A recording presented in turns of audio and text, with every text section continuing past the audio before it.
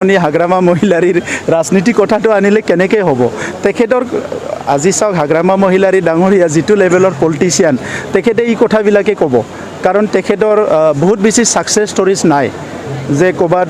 Secretariat बिल्डिंगखन बनाइसे उमुक बनाइसे तुमुक बनाइसे इटु actor পৰা আহিছে दोलोनि हाइकमान हाग्रामा महिलारी सारा हिस्टोरिक जेबो मावाखै होननानै बुंदों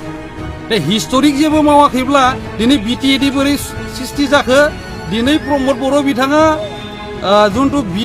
बिटिसि अफिसाव जिरायनानै सेक्रेटारिएटआव जिरायनानै अफिस खुंगासिनो दङ हा बे हिस्टोरिक नंगौना नङा प्रमद बर' बिथाङा बुंदों मा बेफोर एग्रिमेन्टआवनो फैखाजोबनाय नों मा एग्रिमेन्ट खालामखो बिटिआर खालामनानै नंगौ बिएलटिनि एग्रिमेन्टआव हाग्रामा महिलारी दैदेननायाव जे दिनैयो एग्रिमेन्टनि थ्रुयै दिनै बिटिसिनि सेक्रेटारिएट मोनसे जादों बे हिस्टोरिक नंगौना नङा दिनै इउनिभार्सिटि जादों बे हिस्ट्रिक नंगौना नङा दिनै सिआइटि जादों जोंनि बे नामुनि आसामाव बे हिस्ट्रिक नंगौना नङा मेडिकेल कलेज दिनै बाहायदों हिस्ट्रिक नंगौना नङा दिनै दिल्ली बायदियाव बड'लेण्ड गेस्ट हाउस बड'लेण्ड बर' होननाय बुस्थुआनो सोदोबानो माने बेसे उसिफावदों बेहाय दिल्ली बायदियाव दिनै बड'लेण्ड गेस्ट हाउस केलकाता बायदियाव सिलिगुरि बायदियाव बड'लेण्ड गेस्ट हाउस प्रमद बर' बिथाङा मोनबेसे बड'लेण्ड गेस्ट गायसनखो बबेयाव बर' नामखौ एस्टाब्लिश खालामखो बबे स्टेटआव एस्टाब्लिश खालामखो बिथाङा दिनैया दे खुगाजों खुगा बाथ्रा बुंबानो जाया प्रमद बर' हिस्ट्रिक मावदों प्रमद बर' हिस्ट्रिक मावदों मा हिस्ट्रिक मावदों दिनै सिएसबि बर्डखौ सेफायबाय दिनै बिटिसिनि 16टा डिपार्टमेन्ट मोजां डिपार्टमेन्टखौ दिनै डिसिनि आखायाव हरबाय बे हिस्ट्रिकबो बेनाबो मोनसे गेदेर हिस्ट्रिक बेबो लिरनाय थागोन दिनै बिटिसि सरकारा प्रमद बर'नि सरकारा दिनैयो मा होनो डिसिखौ एपइन्टमेन्ट होनो हायो नामा बिथाङा ट्रेन्सफार खालामनो गोनांबाबो सासे डिसिखौ बेयो एप्लिकेसन आं इउपिपिएलनि सापर्टार आं दिनै बिपिएफनो भट होदोंमोन निर्वाचनत आमी इटुवे बिचारिছো आमार आलोचना आजिलेके माने जितु एलायन्स टीमर মাজত इटु फाइनल हुआ नाय किन्तु कोक्राझार टू इउपिपिएल खेलार कारणे आमी इच्छा करिছো इटु आमार মাজত आलोचना चलि আছে आमार दरং ओदालगुरि बुली जितु नतुन समष्टि हल बिटिआरत जितु परे हितु बिजेपिए खेलिब हितु तेनेका लाइनत आमार अलपमान चर्चा चलि আছে किन्तु आजिए এই কথাটো কোৱাটো राइट নহব कारण आमी इउपिपिएल एसजिपि आरो बिजेपि आलोचना करि प्लाय এই सिद्धांत आपनालोকক जनाम खुलुमबाय रायजो नोंथांमोन फिन खनसेबाव हेल'एसबि ब्लगाव बयखौबो गोसो गोरबोनिफ्राय बरायनाय थाग्रोबाय स' बेवहाय जोंहा मानगेदेर सिएम सारा थारैनो उन्दुनानैसो दङ ना सिमांसो नुखोथाय जाय एडमिनिस्ट्रेसनखौ दिनै बिथाङा सालायगासिनो दङ बेनो मोनसे फार्स्ट एन्ड फरमस्ट हिस्टरिक मोनसे खामानि जायनाखि मानगोनां हाग्रामा महिलारी बिथाङा मावबोनायमोन बिथांनि लिडारशिपआव जिहेतु सुक्ति जालांबाय बिटिसि एकर्ड जालांबाय स' बे एडमिनिस्ट्रेसनखौ दिनै मानगोनां प्रमद बर' बिथाङा दिनै सालायनो खाबु मोनदों स' बेबो मोनसे हाग्रामा महिलारीनि होलांनाय आरो जायनाखि सेक्रेटारिएटखौ बिथाङा बुंदों सुक्तिनि थ्रुयै फैनाय औ थारैनो बे सुक्तिनि थ्रुयै फैनाय बे सुक्तिखौ खालामगिरियानो जाहैबाय मानगेदेर हाग्रामा महिलारी बिथां स' बियो सुक्तिनि थ्रुयै फैदोंब्लाबो बिथांनि लिडारशिपनि आन्दाराव मोनबोनाय आरो दिनै माखासे कलेजेसफोर इउनिभार्सिटि मेडिकेल कलेज आरो गोबां बिदिनो इनस्टिटिउटफोर आरो माखासे डेभेलपमेन्ट जि खामानि बर्थमान दङ बा आगोलो जि मावबोनाय बेफोरो जिहेतु दा प्रेजेन्ट गभर्नमेन्टआ बेफोरखौहाय दिनै मोनबोदों स' बिथांमोना इजिलि बे खोथाखौ दिनै बिराद सहसाव बुंदों नाथाय दिनै बैफोर बिथा थाखानायखायसो नोंथांमोना दिनै बेबायदि डिपार्टमेन्ट्सफोरखौ सालायनो खाबु मोनदों स' बेफोरबो हाग्रामा महिलारीनि समाव जाबोनाय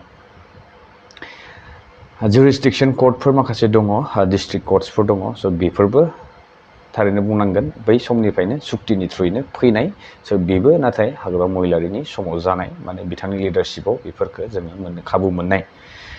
बेजों लोगोसे आरोबाव दिनैनि समाव जोंनि बिटिसिखौ लानानैहाय गोबां गुबुनफोरा मेगन सानायखौ जों नुनो मोनो मानि थाखाय होनना बुङोब्ला जोङो नैबे दान्दिसे समखिनियावनो दासिमहालागै सुक्तिनिफ्राय बिटिसि एकर्डनिफ्राय सुक्तिनि उनाव दासिमहालागै जोंनि ओनसोलाव जेसेबांनाखि डेभेलप जादों जोङो गुबुननि काउन्सिलफोरखौ नोजोर होनानै नायोब्ला बिथांमोना जोंनि काउन्सिलखौ जोबोद बाख्नायो थांनाय बावैसो समाव जोंनि लोगो सासे फैदोंमोन एडिसि माबानिफ्राय त्रिपुरानिफ्राय बिथाङाबो मोजाङैनो बुंदों जे नोंथांमोननि साय जोंनि काउन्सिला बहुत सिगां मोननायमोन नाथाय अब्लाबो दिनै जोंनि काउन्सिला अबस्था गैया नोंथांमोननि काउन्सिलखौ नायनानै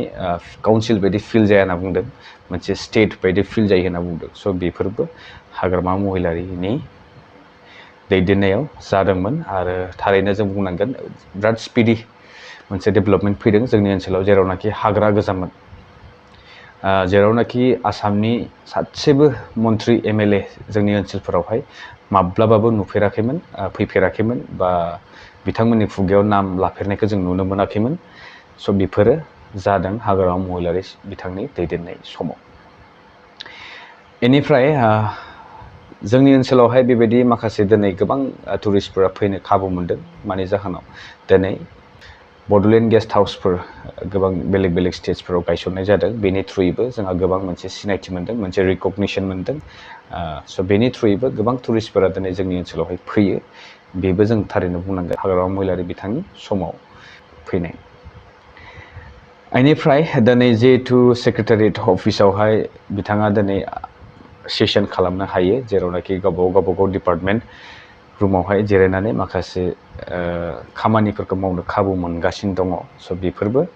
हाग्रामा महिलारि बिथांनि सुक्तिनि थ्रुयै फैनाय आरो जिहेतु डिपार्टमेन्ट नोंथांमोना सालायगासिनो दङ बेफोरखौबो सिजिल खालामनानै होबोदों हाग्रामा महिलारिनि समाव बर्थमान नोंथांमोना माखौ मावनांगौमोन होननानै बुङोब्ला रिपेयारिंनि खामानिखौ नोंथांमोना मावनांगौमोन नाथाय दिनैनि समाव नोंथांमोना गोदान एडमिनिस्ट्रेसनथ' लाबोनायाव गैया नाथाय जोङो खोनानायाव 16 डिपार्टमेन्ट्सखौ नोंथांमोना फिन आसामनो हेन्डअभार खालामदों होननानै बुंदों बा बिथांमोनजों सालायजागासिनो दङ स' बियो नोंथांनि समाव दिनै जोङो नुनो मोनदों आरो समस्तिनि खोथा नोंथाङा मालायनि डाइरेक्सननि थ्रुयै दिनै निजेनि समस्तिफोरखौ डेलिमिटेसननि थ्रुयै सोलाय सोल' खालामजादों बे नोंथांनि समाव दिनै जों नुनो मोनदों आरो बेजों लोगोसे दिनै मडेल कलेजेस माखासे गायसनजादों स' बेवहाय उइदाउट नोंथाङा इनफरमेसन गैयालासे दिनै बर' रावजों फरायनो मोननायनि मोन्थायखौ दिनै जोङो फिन आरो जोंनिनो ओनसोलाव जों निजेनो आन्दलन खालामनो गोनां जादों बे नोंथांनि समाव दिनै जागासिनो दङ सुक्तिनि उनाव दिनै सुक्तिकारिफोरा दिनै गोबां आलाय सिलाय जादों हाग्रामा महिलारि बिथांनि समावबो सुक्ति जादोंमोन बेवहायबो माखासे सारेन्डार जाखांनानै माखासे गभर्नमेन्ट जब्सफोरखौ मोननो हादोंमोन खाबु मोनदोंमोन बा रिहेबिलिटेसन मोनदों बेयावहाय जाय रोंदों बिथांमोना मोजाङै गावनि जिउ खुंथायखौ खुंलांबाय आरो बेनि गेजेरावनो सोरबाया हायासै स' बियो मोनसे गावनि मोनसे फेलियर होनांगोन बेनिफ्राय जाय थारैनो मोजाङै इउटिलाइज खालामदों बिथांमोना दिनै मोजां जाबोबाय नाथाय दिनैनि समाव जायनाखि सुक्तिकारि बिथांमोन जायनि थाखाय दिनै पि सायख'ना जादोंमोन बिथांमोनाबो दिनै नोंथांनि समावसो दिनै आलाय सिलाय आरो मोनसे खोथाबाव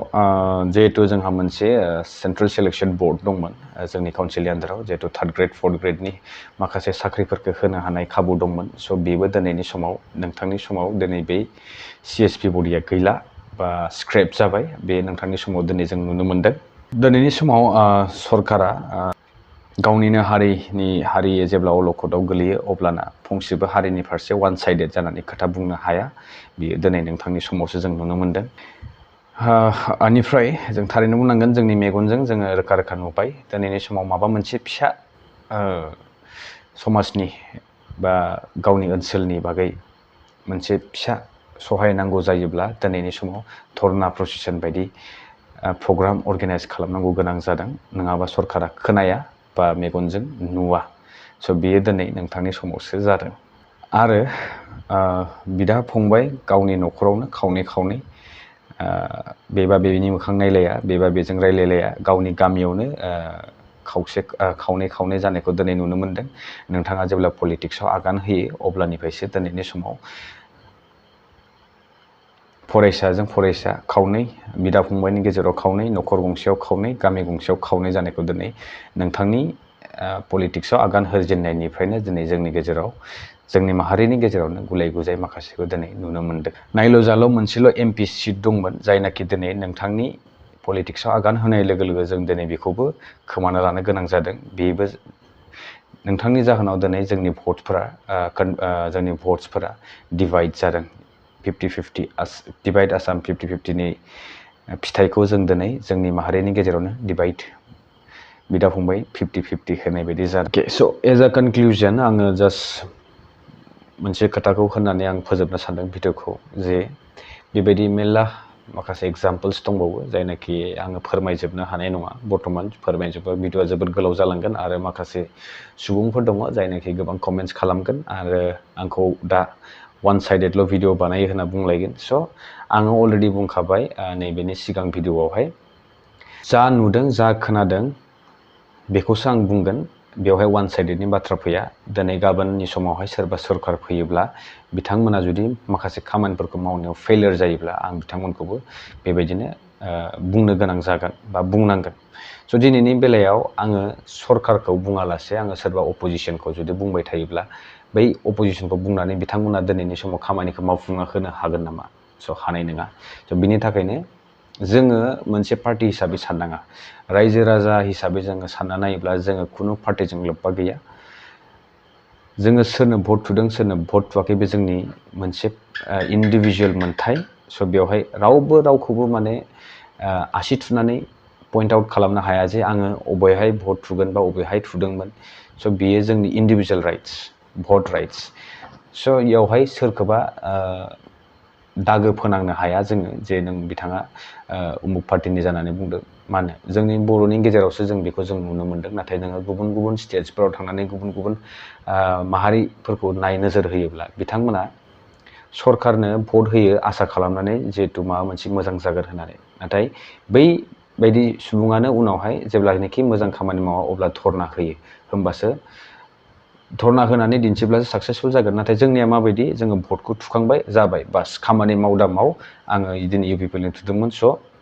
आं इउपिपिएलनि सापर्टार, आं दिनै बिपिएफनो भट थुदोंमोन आं दिनै बिपिएफनि सापर्टार। बिथांमोना खामानि माव दा माव आं बेनि फारसे नुबाबो नुवालासे जाना थागोन, खोनाब्लाबो खोनाया बायदि जानानै थागोन। स' बिदि जानाङा। बिदि जायोब्ला जोङो बिदिनो माखासे मोननो गोनां बा जानो गोनां बा मावनो गोनां खामानिनिफ्राय जों जानगाराव थानांगोन आरो बेबायदिनो जोंखौ माखासे दैदेनगिरिफ्रा लिडारफोरा जोंखौ बिदि थगायनो चान्स मोनगोन, गोरलै मोनगोन। रायजो राजाफोरखौ बिदि बुंबानो जायो, बिदि खालामब्लानो जायो, इलेक्सननि समाव बिदि होब्लानो जायो, ओमफ्राय उनाव जे मावनांगौ खामानि बेखौ मावला आरो जोंबो बुंनो हाला बायदि जाना थायो। ओंखायनो बयबो गावबा गाव भइसखौ रेज खालामनांगोन। भटआ थुखांबाय होननानै खामानिया जोबाखै बाव जों नोजोर होबाय थानांगोन जे थारैनो मावमारदोंना मावमाराखै। स' बेफोरखौ नोजोर होबाय थायोब्लासो जोङो हमदांनो हागोन बा संनो हागोन जे बिथांमोना थारैनो नेक्स्ट फैबाय थानाय समफोराव आरो फिन थानो थाखाय आरोबाव खनसे थाथावना नंगौ ना नङा बेखौ बिजिरनो हागोन। जुदि मेगन थासेयावबो मेगन खाना जानानै थायोब्ला आङो उमुकनो भट होखाबाय जिहेतु आं बिथांमोननि सापर्टार होनानै सिरियै जनानै थायोब्ला फंसेबा भइस रेज खालामाब्ला खिन्थु बे जोंनि जोबोद गोरोन्थि जागोन, मोनसे ओरैनो ब्लेंक शट होनाय बायदि जागोन। स' बिदि जानाङा। जोङो जिखुनु पार्टियाव भट थुदों बियो नोंथाङासो मिथिगौ बा आंसो मिथिगौ, नाथाय जोंना नैबे सोलिबाय थानाय समाव एट प्रेजेन्ट जोंनि मावनांगौआ बेनो जे जोङो जेब्लायबो नोजोर होनांगोन, सब बिथिङाव नोजोर होना नायनांगोन जे जोङो जायखौ सापर्ट खालामदोंमोन, जायखौ दिनै जोङो थाजानो लुबैदोंमोन सरकाराव बा पावाराव, बिथांमोना थारैनो दिनै रायजो राजानि फारसे खामानि मोजां मावनो हादोंना हामाराखै।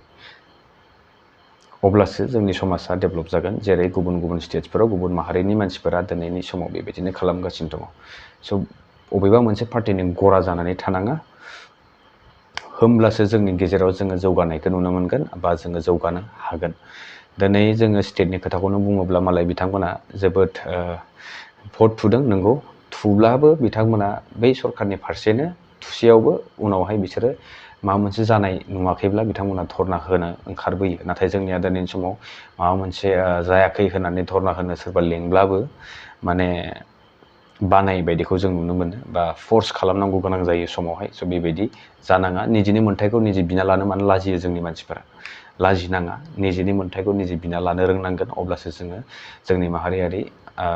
माहारिखौ जोंनि समाजखौ जोङो डेभेलप खालामनो हागोन। स' बेनोसै, आं बेखिनिखौ बुंनानै दिनैनि भिडिअखौ बेसेयावनो फोजोबनाय जाबाय। गोजोन्थों।